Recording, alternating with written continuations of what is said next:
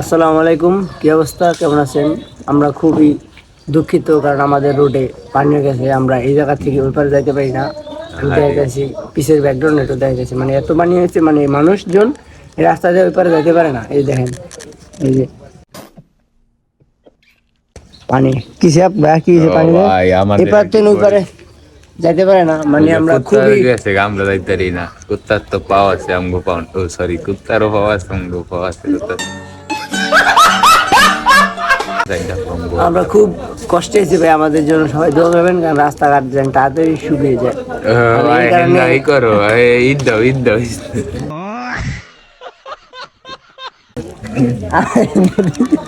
এনে দুদিন নেই যাবে। এ ভাই নে এক বিঘুত পানি আছে। আমাকে একটু সরাইলা কা এই যে এক বিঘুত পানি এনে ইটা আছে। আমাকে আমরা একটু সরাইলা কা এটা কি দিছি দিব, এটা সরালে জ্বালা না।